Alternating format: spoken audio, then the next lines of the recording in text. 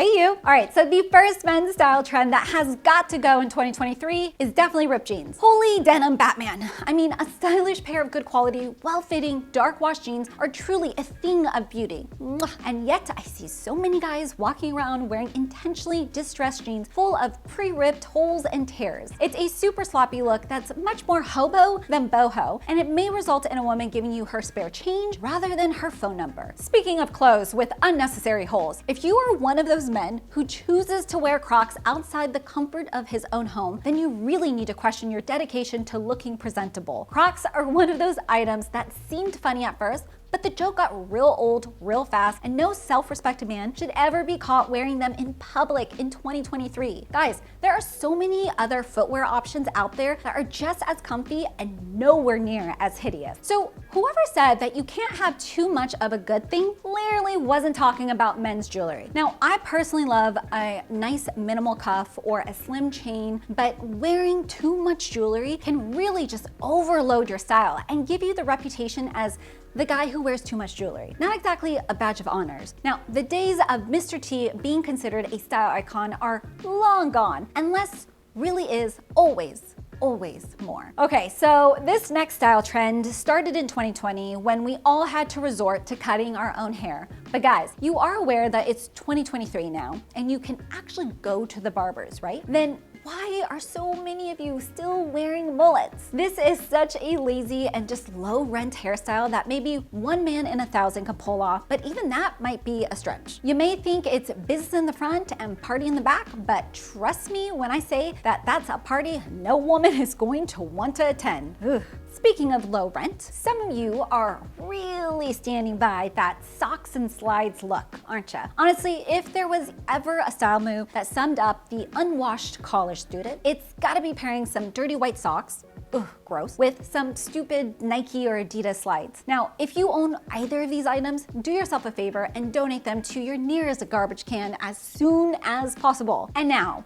going from a trend that looks really stupid to one that's a bit too smart for its own good. I'm sorry, I just hate smartwatches so much, and it's only because I feel that there's no better men's accessory than a classic wristwatch. Okay, wear one to the gym or on a run if you have to, but as part of your everyday outfits, please, guys, no. I mean, don't you have enough screens in your life already? Do you really need to add another one to your wrist? You just look like a Wish.com version of James Bond, and we all know that the real 007 wore Omega Seamasters. So it's still winter right now, meaning that it's super important for you to keep that body warm, but please don't choose a body warmer, aka puffy vest, to do so. Honestly, why do so many men continue to wear these ridiculous outerwear options? It's like you purposefully want your torso to look super chunky, but also you want your arms to look really skinny. I mean, when you voluntarily choose to wear an item of clothing that looks better on a sausage dog than it does on you, we officially have a problem. So our next terrible menswear trend concerns a particular category of clothing that has become so popular in recent years, despite ironically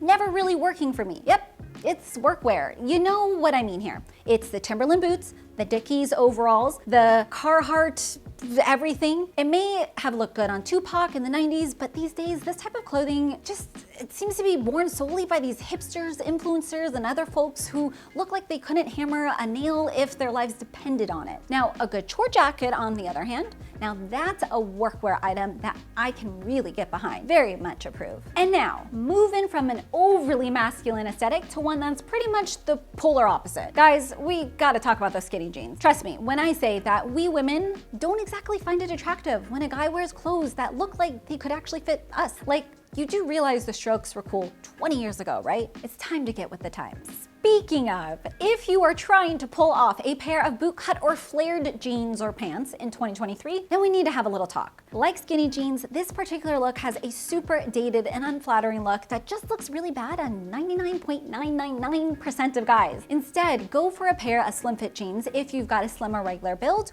or a straight leg cut if you're one of my bigger guys. It's just that easy. Now, while we're on the subject of denim trends that have way overstayed their welcome, guys, you gotta lose the jorts. These have a distinct look that's pretty much impossible to separate from Tobias from Arrested Development, and you'd honestly look a million times better in a pair of flat front cotton shorts instead. And speaking of shorts, let's also leave board shorts, basketball shorts, and wearing swim trunks as shorts all in 2022. Shall we? And of course, no list of Ashley's men's fashion pet peeves would be complete without a pair of flip-flops. Now, there are a few exceptions. At the beach, fine.